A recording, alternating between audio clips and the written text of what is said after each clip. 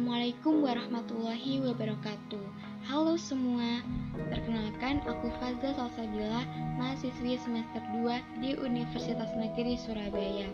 Aku dari jurusan Teknik Informatika, program studi Sistem Informasi. Sebelumnya, terima kasih banyak ya sudah mengklik video ini. Jangan lupa untuk subscribe. Nah, selanjutnya, langsung saja di kesempatan kali ini, mari kita belajar bersama-sama mengenai sejarah perkembangan komputer.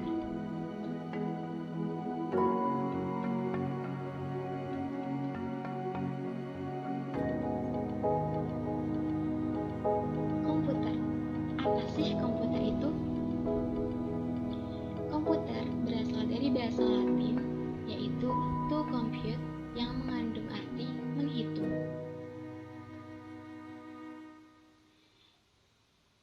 Komputer ini merupakan alat elektronik yang dapat menerima input data, dapat mengolah data, dapat memberikan informasi, menggunakan suatu program yang tersimpan di memori komputer, dapat menyimpan program dan hasil pengolahan, serta bekerja secara otomatis. Sejarah komputer.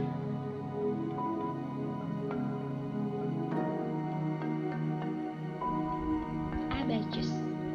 Seiring perkembangannya waktu, sekitar 1800 tahun yang lalu, ditemukan alat hitung sederhana yang disebut gempoa atau abacus.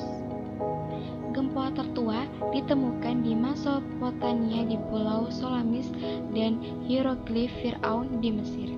Abacus ini merupakan cikal bakal ditemukannya komputer loh.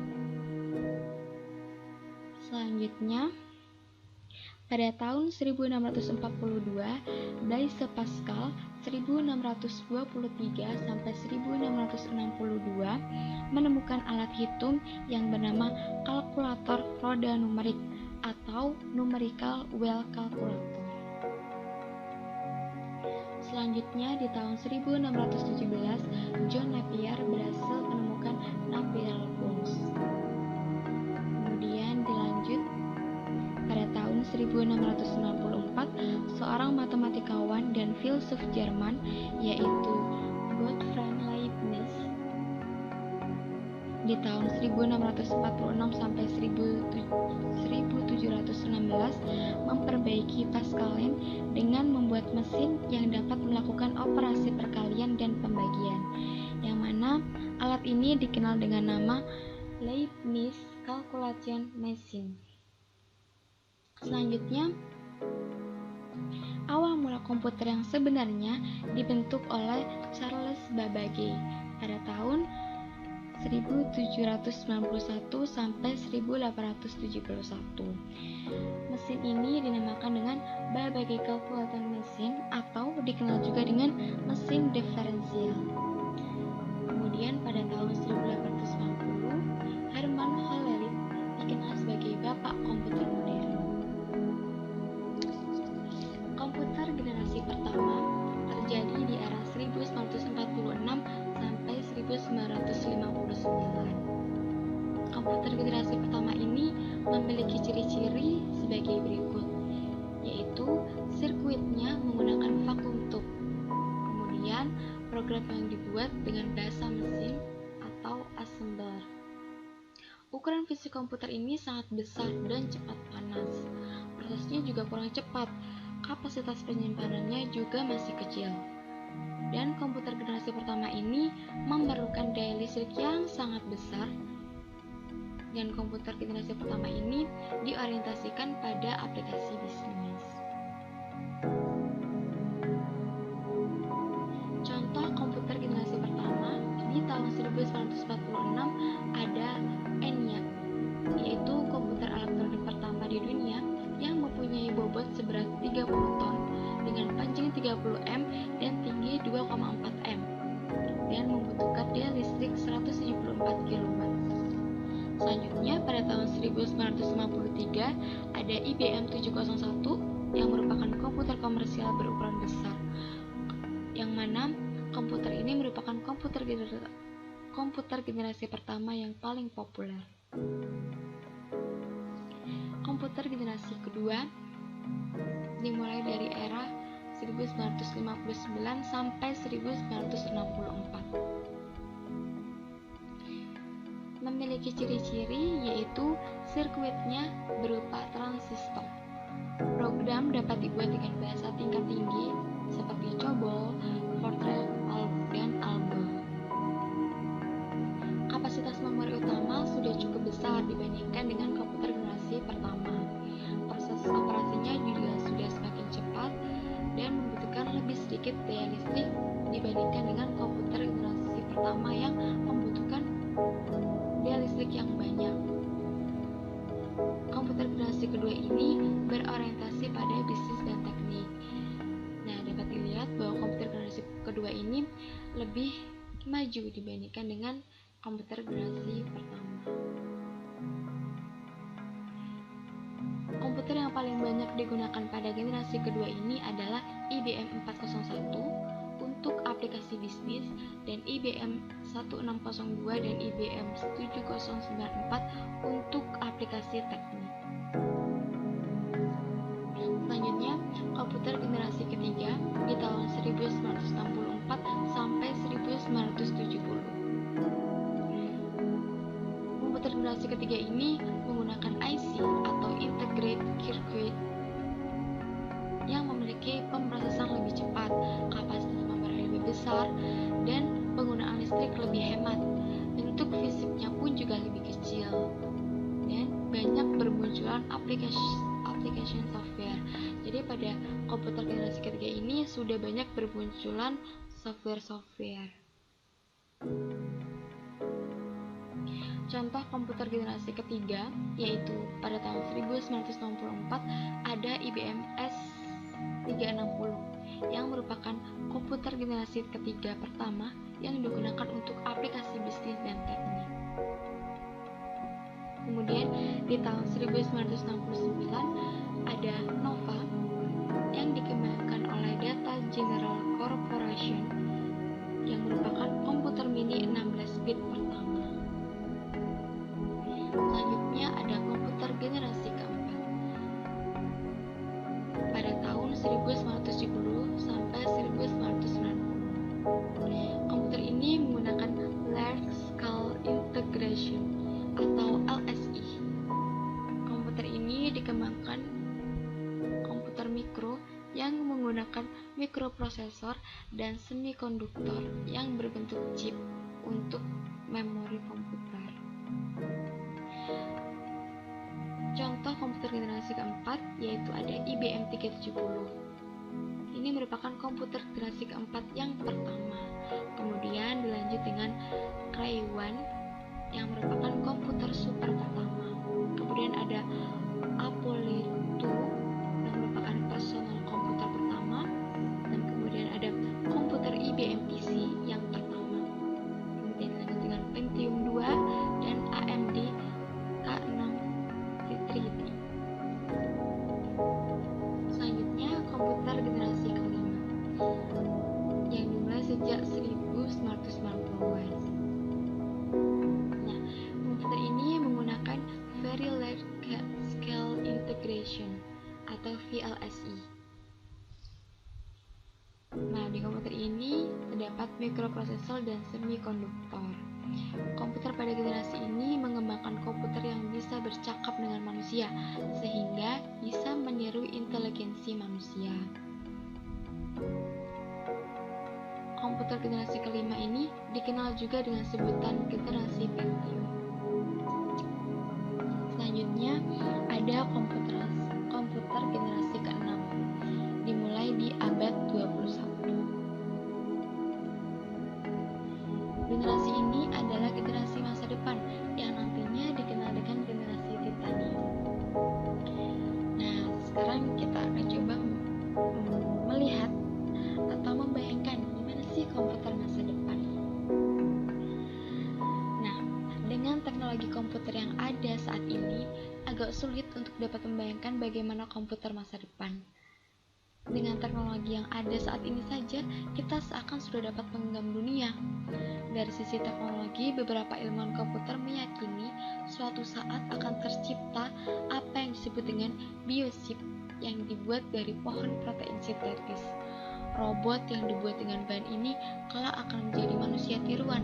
Sedangkan teknologi yang sedang dalam tahap penelitian sekarang ini yaitu mikrooptik serta input-output audio yang mungkin digunakan oleh komputer yang akan datang. Ahli-ahli sains komputer sekarang juga sedang mencoba merancang komputer yang tidak memerlukan penulisan dan pembuatan program oleh pengguna.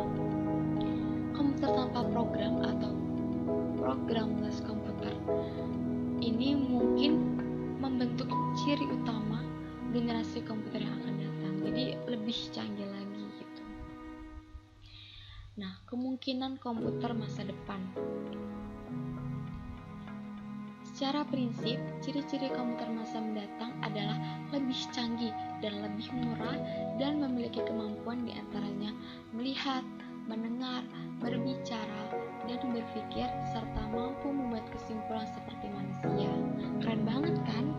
Ini berarti komputer memiliki kecerdasan buatan yang mendekati kemampuan dan perilaku manusia.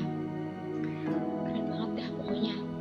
Kelebihan lainnya lagi, komputer masa depan akan memiliki kecerdasan untuk memprediksi sebuah kejadian yang akan terjadi. Komputer masa depan juga dapat berkomunikasi secara langsung dengan manusia dan bentuknya juga akan semakin kecil, jadi akan semakin efisien untuk digunakan. Yang jelas, komputer masa depan akan lebih jauh menakjubkan. Selanjutnya kita akan belajar mengenai komputer. Komputer dibedakan berdasarkan data yang diolah, terdiri dari 1. Komputer analog, yang mana digunakan untuk data yang sifatnya kontinu dan bukan data yang berbentuk angka, tetapi dalam bentuk fisik, seperti misalnya arus listrik, temperatur, kecepatan, tekanan, dan lain-lain. Yang kedua ada komputer digital. Komputer ini digunakan untuk data berbentuk angka atau huruf, yang mana memiliki keunggulan 1. Memproses data lebih cepat. Yang kedua, dapat menyimpan data selama masih dibutuhkan oleh proses. Yang ketiga, dapat melakukan operasi logika. Yang keempat, data yang telah dimasukkan dapat dikoreksi atau dihapus. Dan yang kelima, output dari komputer digital dapat berupa angka, huruf, grafik, maupun gambar. Selanjutnya ada komputer hibrid, yang mana merupakan kombinasi komputer analog dan digital. Komputer berdasarkan ukurannya, yaitu pertama ada mikrokomputer atau personal komputer. Ya, ini yang biasanya kita pakai sekarang ini kayak laptop. Selanjutnya ada mini komputer. Ada small komputer atau small scale mainframe komputer. Ada medium komputer atau medium scale mainframe komputer. Selanjutnya ada large komputer atau mainframe komputer.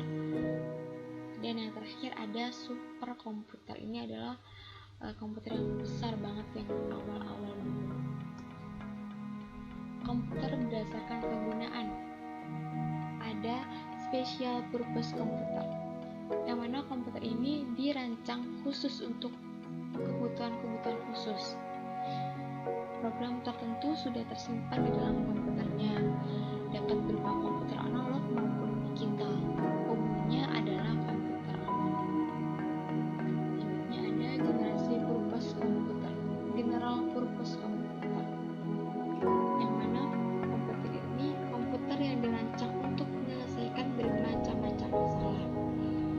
Komputer ini dapat berupa komputer analog maupun digital, tapi umumnya adalah komputer digital. Data dan informasi.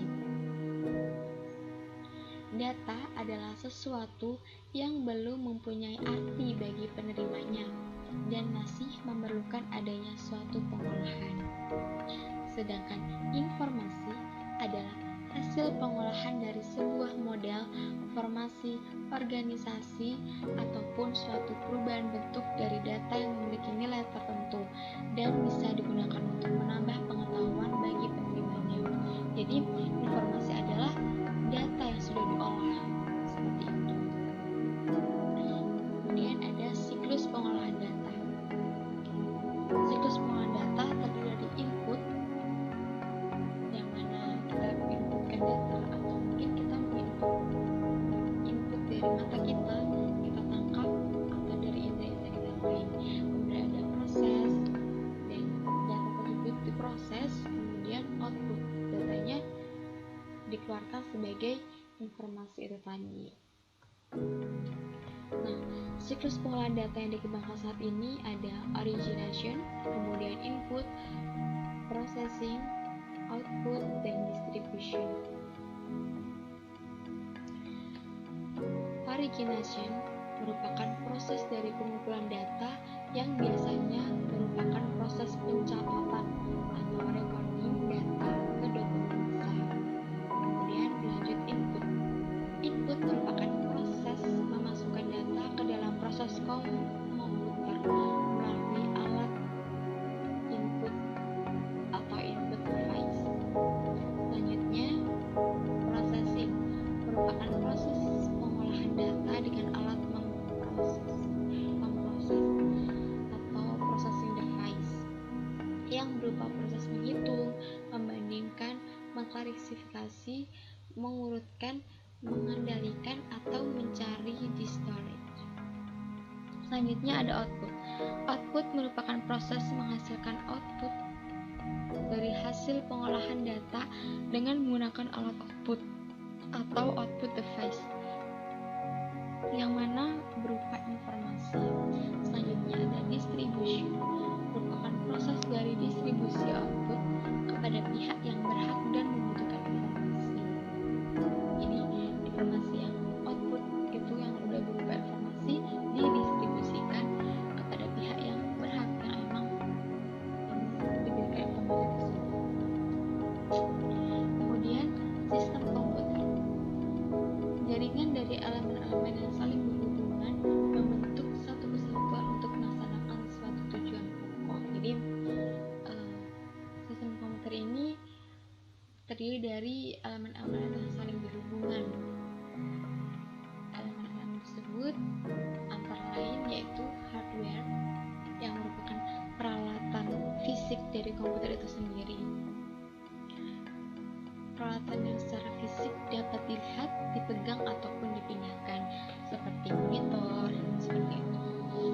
Selanjutnya ada software, yang merupakan suatu prosedur pengoperasian dari komputer itu sendiri, ataupun berbagai prosedur dalam hal pemproses data yang telah ditetapkan sebelumnya.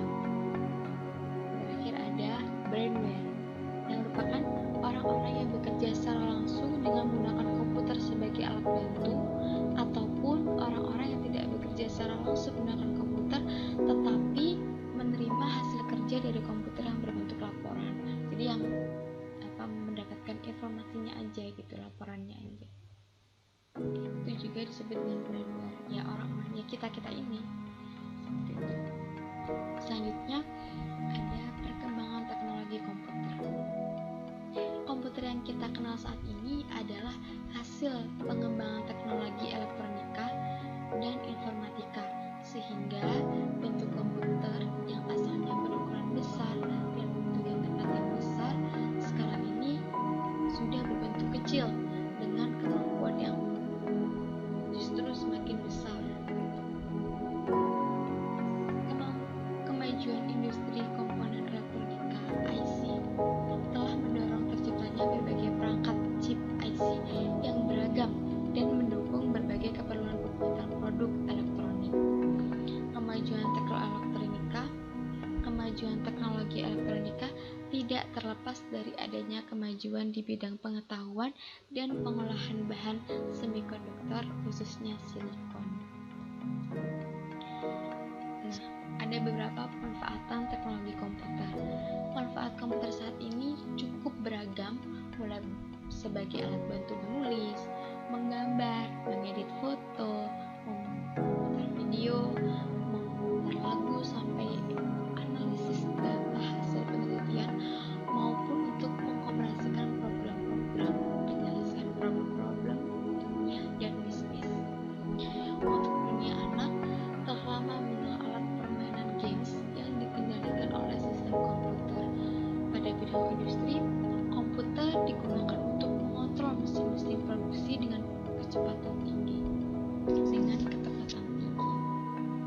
Nah, di bidang departemen store komputer, menggunakan komputer sebagai mesin cash register untuk pembayaran, untuk berbagai macam. Apalagi sekarang kita udah ada marketplace yang memudahkan kita untuk berbelanja secara online dengan pemanfaatan teknologi tersebut. Selanjutnya di bidang pendidikan, banyak peralatan laboratorium yang dilengkapi komputer agar dapat bekerja lebih teliti dan dapat mengatasi kendala hambatan indera manusia. Sebenarnya masih banyak sekali pemanfaatan teknologi komputer. Teman-teman bisa menganalisa sendiri. Nah, demikian yang dapat saya sampaikan. Banyak salahnya, saya mohon maaf yang sebesar-besarnya. Jangan lupa untuk subscribe, like, dan komen-komen. Wassalamualaikum warahmatullahi wabarakatuh.